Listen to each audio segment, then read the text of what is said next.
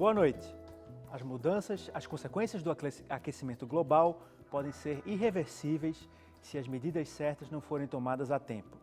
O alerta foi divulgado no dia 2 de novembro deste ano pelo Painel Intergovernamental sobre as Mudanças Climáticas das Nações Unidas, o IPCC. O relatório, elaborado por mais de 800 cientistas, sugere que os combustíveis renováveis passem de 30% para 80% da matriz energética até 2050 e que até 2100 seja suspenso o uso de combustíveis fósseis como carvão, petróleo e gás.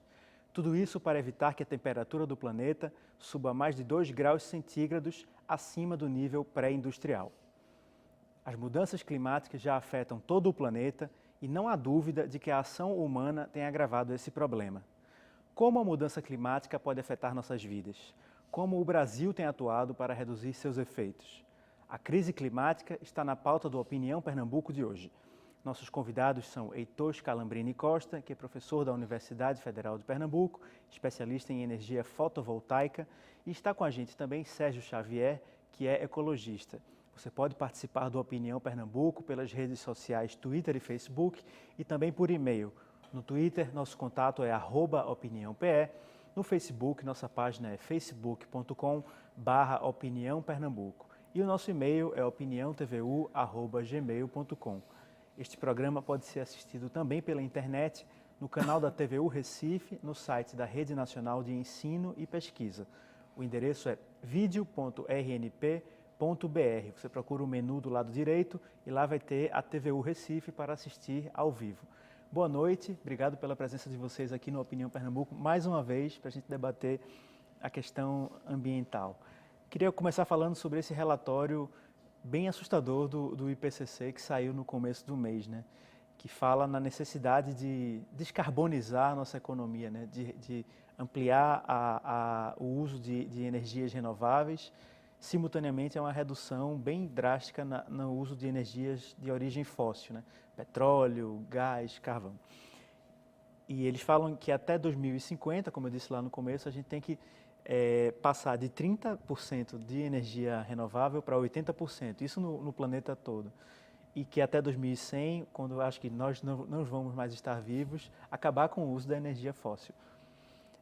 Essa meta, na opinião de vocês, é possível de ser alcançada? E a gente está no caminho certo para conseguir reduzir, pelo menos fazer com que a mudança climática não seja tão violenta, tão impactante para as nossas vidas? Eu vou começar com o professor Heitor. Bem, boa noite, um prazer estar aqui novamente. Boa noite, Sérgio, telespectadores. Bem, sem dúvida alguma, esse último relatório que você mencionou, né, do que eu costumo chamar dos cientistas da ONU, né, do Painel Intergovernamental de Mudanças Climáticas, foi muito contundente com relação ao que a gente já está vivenciando, né? Não é algo para o futuro, mas é algo para o presente, né? Que são as mudanças climáticas e todas as repercussões que ela tem no nosso dia a dia. Quer na questão agora que a gente vê a crise da água, quer a questão da crise da energia, ou seja, as inundações, o aumento do nível dos oceanos, a extinção de espécies. Isso não há mais como fugir dessa realidade.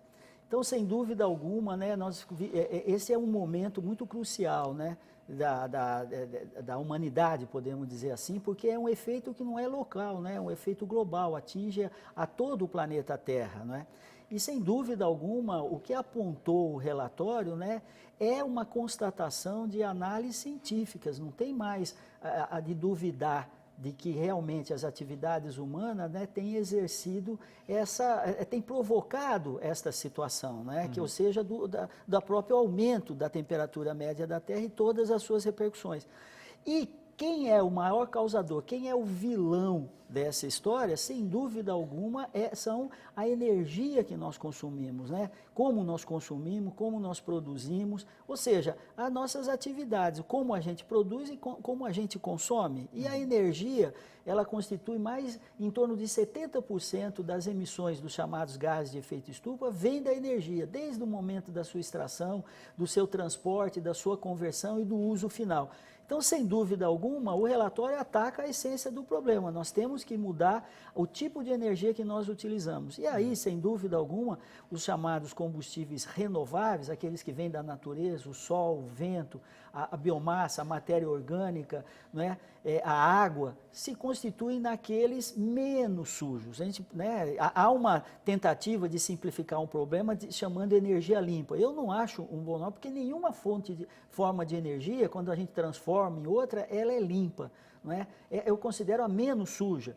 Então, sem dúvida alguma, o relatório ele ataca esse problema. E é plenamente possível, estudos têm demonstrado de várias instituições, que é possível sim nós transformarmos as energias que nós usamos hoje, os combustíveis fósseis, o petróleo e seus derivados, o carvão mineral, o gás natural e os minérios radioativos, né? E a gente ir transformando, ter essa transição para uma era sem combustíveis fósseis, como você chamou, uma era de descarbonificação. Obviamente, o petróleo ainda ele vai perdurar. Ninguém aqui propõe que de uma hora para outra vamos abandonar ou vamos deixar de utilizar o petróleo e os seus derivados. Mas é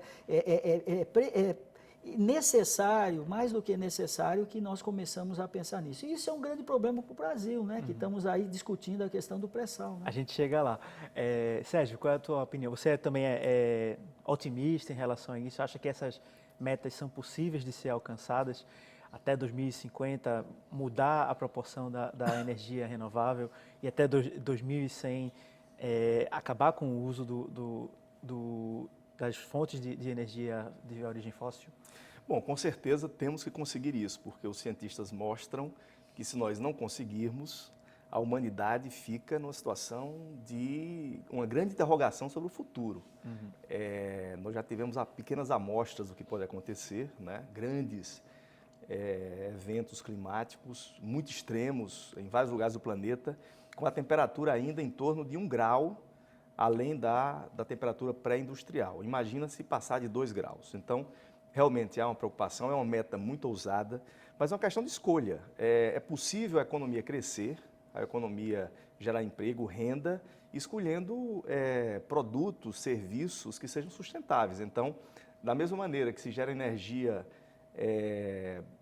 com combustível fóssil e a economia funciona em torno desse combustível, a economia pode também funcionar em torno de hidrogênio, em torno de energia solar, energia eólica, da biomassa, dos ciclos da biomassa, a energia da maré, enfim, várias fontes que podem ser produzidas e de uma forma diferente. Hoje o mundo concentra a produção de energia. No futuro imediato, essa geração vai ser distribuída. Então, você vai ter pequenas gerações espalhadas pelo mundo.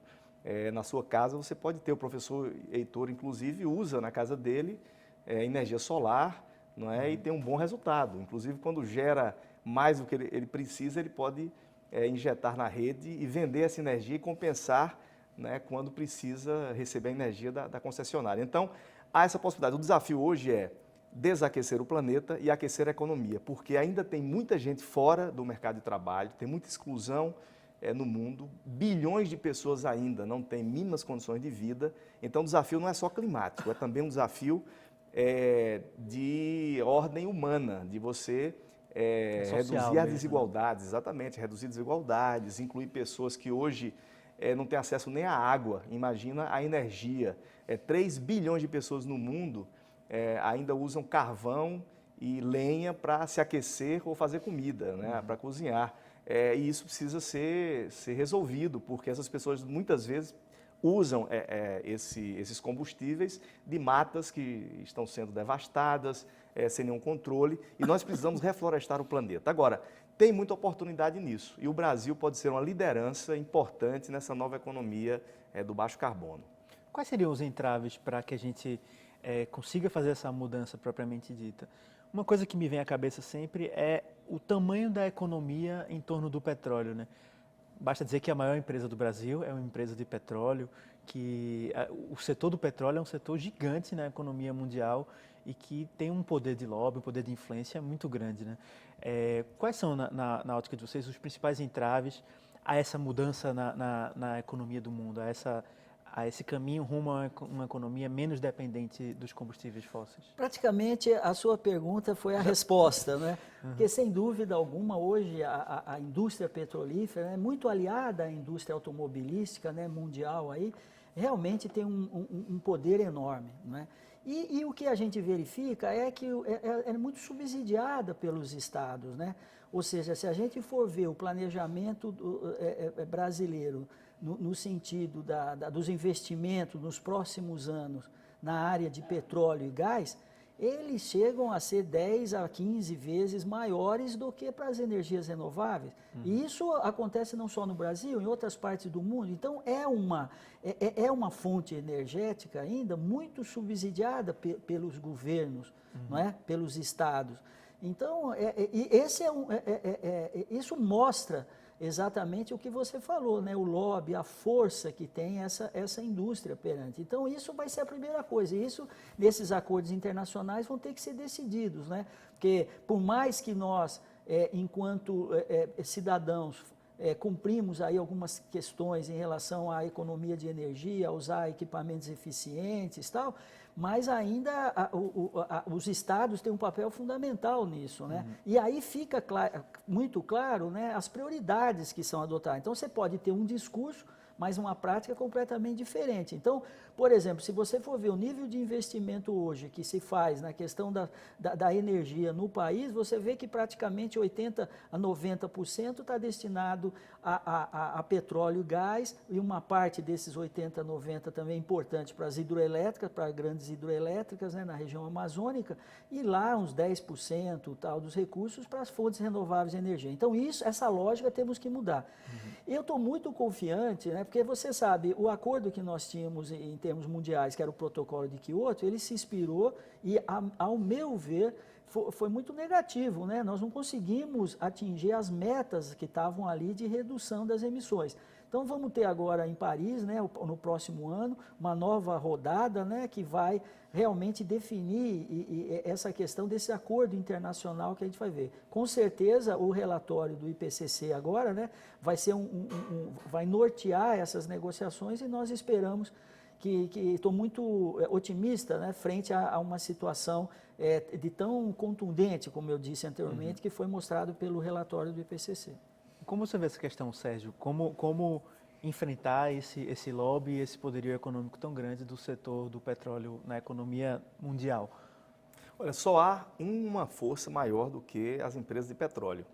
São os consumidores do mundo inteiro, né? É o povo do mundo, é o consumidor que compra carro, a gasolina, que usa equipamentos que geram as emissões. Então, se houver uma grande movimentação, e está havendo já, no planeta da sociedade, com certeza as empresas vão se adaptar rapidamente a essas novas situações. É claro que a empresa que está ganhando muito com esse modelo tem dificuldade de rever.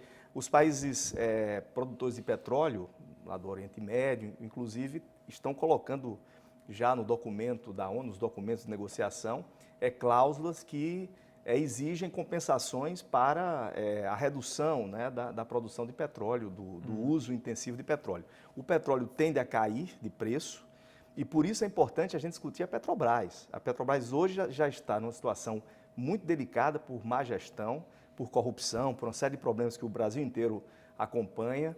E é importante também ter um pensamento estratégico, uma visão estratégica sobre o futuro, porque se você vai gastar muito dinheiro explorando o pré-sal, que é caro, com a perspectiva do preço do petróleo cair no mercado planetário, então você pode ter um prejuízo muito grande e a empresa entrar num colapso. Por isso que a Petrobras precisa ser uma empresa de energia, não apenas uma empresa de petróleo, precisa ser uma empresa que vai explorar outras possibilidades, uma empresa de alta tecnologia, com gente altamente qualificada, com quadro dos melhores do mundo, são técnicos muito especializados, portanto, é uma empresa que pode ser uma empresa líder no mercado de energia, buscando as fontes renováveis. E o petróleo, com certeza, como o professor Heitor falou, vai continuar sendo importante, porque o petróleo tem muitas aplicações além dos combustíveis, né?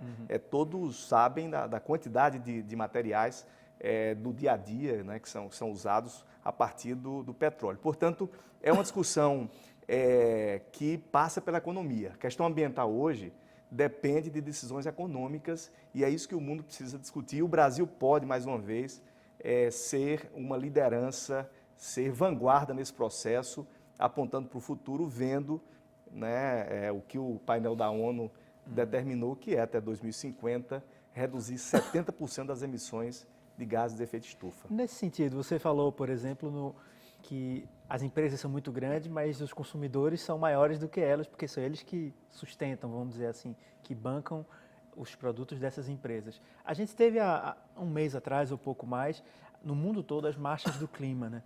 Que foi uma coisa que eu nunca tinha visto. Eu já vi muito protesto em relação à política, em relação à economia, ao desemprego, a isso ou aquilo, mas um protesto global em relação às mudanças climáticas, pedindo que os governantes, que os tomadores de decisões se posicionem e façam a coisa certa em relação a isso, me parece que é um movimento que está crescendo e que tem muita força, né? Como é que você vê essa mudança e essa pressão vinda de uma opinião pública internacional? Pois é, nós vamos ter agora em São Paulo isso.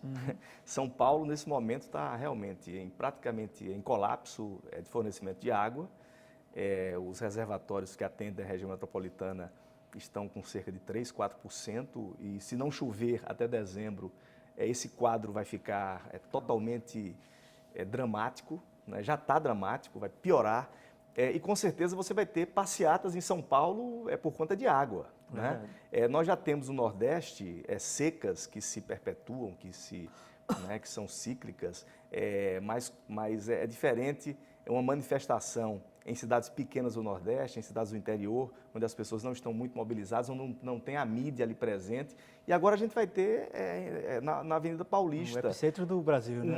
Uma passeata em relação à questão climática. Isso e é importante lembrar para o telespectador que está faltando água em São Paulo por conta de desmatamento na Amazônia. A água que chega no sul e no sudeste, ela vem pelo ar, são os rios aéreos produzidos, né, na floresta amazônica, que é o maior produtor de água do planeta. Essa água é levada, enfim, pelas nuvens e chove lá nesses reservatórios. Como houve muito desmatamento e outras desorganizações aí, outras degradações da natureza, esse clima está ficando totalmente confuso. E não tem quem consiga controlar isso. Por isso que é importante evitar, é importante fazer a prevenção, e é muito mais barato fazer a prevenção do que consertar depois. Eu vou passar essa pergunta para o professor Heitor, mas só depois do nosso primeiro intervalo. E aí eu vou chamar o público a participar do programa pelas redes sociais, Twitter ou Facebook, e também por e-mail, que é opiniãotvu@gmail.com. A gente volta em 2 minutos.